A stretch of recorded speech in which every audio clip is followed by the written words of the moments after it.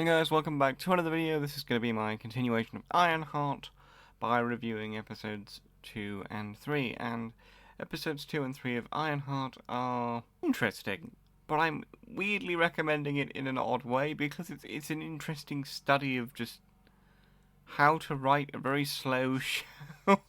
And I'm weirdly hooked on it even though I don't like it because I'm interested how on earth they're going to make her seem heroic, given that within the last 3 episodes, she does nothing heroic. Most of the characters don't mean anything, because they haven't had very good character progression. The only people that have had good character progression or screen time that I think is meaningful is Riri Williams, obviously. The guy with the cloak, the hood, who's obviously referencing Mephisto, which is interesting and makes me kind of want to pray they can salvage something out of this. And the guy Riri killed by choking him to death with carbon dioxide, because that's basically it. Those are the only 3 interesting characters. The rest of them are just diverse group of criminals that have absolutely nothing interesting and haven't contributed much during the last 3 episodes. I mean, Sly, I believe, is their name, which is based on a comic book character that's completely different. This is not about them being a drag queen, by the way.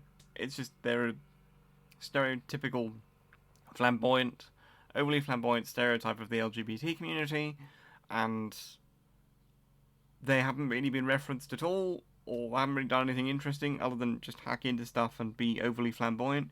In a way, I'm glad, because if they overly focused on them with that little character spark, then I don't think they could make them that interesting.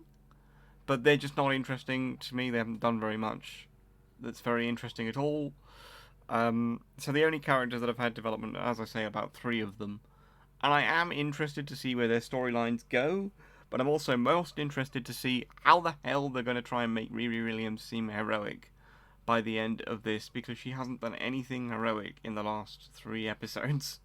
Yes, she's finally learnt, oh, my actions have consequences, and oh, look, I've been a moron, and I killed somebody, I'm in the middle of a crime, I'm in too deep. So there's potential there to try and redeem her, but it's taken 3 episodes to get to this point. We are halfway through the show and she hasn't done anything heroic. Why on earth couldn't they? They could have done this with about at maximum, and I mean including credits, 2-hour opening episode with like 3-4 minutes of credits. They could have gotten to this point in the first episode, or within like an hour and a half, probably more realistically. They could have done this with 2 minutes of credits, the rest of it being show. They could have gotten to the point we're at now, with about 1 episode, which was an hour, if they made it an hour and a half, and then had the other 2 episodes be an hour. Because at least then we've seen her fall, and then we've seen her go, well, actually, I need to do better with the suit. And she talks about not going to Stark Industries because she wouldn't be able to compete with the resources. You wouldn't need to compete with the resources if you went to Pepper and said, look, I'm a real big fan of Iron Man, and the world needs heroes. He showed us what a hero could be. I can make a similar suit to his. Let me do this. Let me help. She might even be able to get to Pepper if she was actually working on her degree. She had 4 years and she just didn't do anything. 4 years paid scholarship from Stark. She didn't do her degree. Why do I care about this character? Why is she heroic in any way? I'm generally asking, like, is anyone watching this? And if they are watching this, do you feel different to me? Comment below and let me know. Like, this is absurd. She was more heroic in Wakanda Forever, where she was just basically a poor victim of her device being misused by a corrupt college professor selling it, and then obviously she got involved with the Wakandans that way. If I remember the plot rightly, that was what happened. She was more heroic then because the actions were not her fault. Yes, she's finally coming to terms with the fact that these actions have consequences and they are her fault, but it's taken 3 episodes. How are they going to make her heroic and redeem her within 3 episodes when they've got half the series left to do it? It's just half the series and she's done nothing heroic. She's an overly arrogant kid, which, yes, she can be arrogant, but for half the series, she's learned no real lessons. Natalie appears to have, like, some demon magic in her, which, again, is interesting in terms of Mephisto. But I don't know. I don't like the main character, and I should like them. They should feel heroic by now. We're halfway through. So it's just, but it's interesting, and why I'm weirdly recommending it is I'm genuinely hooked, not because I like any of this, but because frankly I'm hooked to see how the hell they're going to do a hero's journey of redemption with this character after what we've seen in the first 3 episodes. The guy being Obadiah's son, being Ezekiel Stain, that's mildly interesting. I'm glad they're trying to tie it back to Stark in some interesting way. But her saying, "Oh, my dad was a fan of Tony Stark. I wasn't. I want to be better than him." It's like this isn't properly doing a legacy character idealizing the former, and it's bizarre. I'm not going to go too far into it because I already went far enough into it in my first um review, which was like 18, 20 minutes long, and I can't be bothered to go on a rant about something I don't really care that much about. But is anyone watching this show? Does anyone care about Ironheart episodes 2 and 3?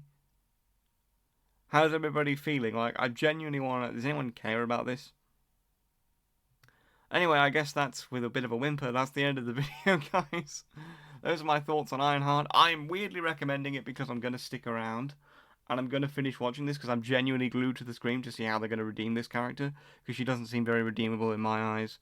And it was obvious that Disney had no faith in it.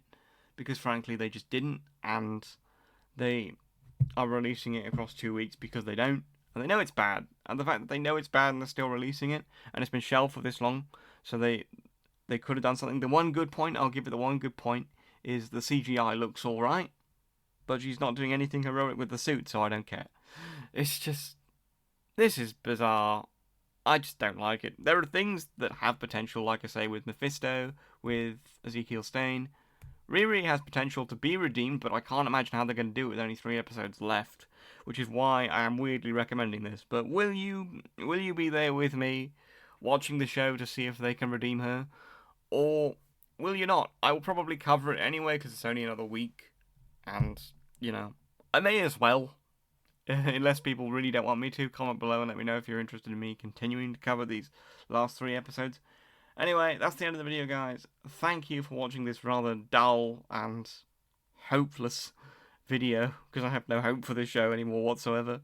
But, yes, thank you for sticking with me. Comment, share, like, dislike, do whatever you will. I appreciate you all the same. That's the end of the video, guys. Cheers.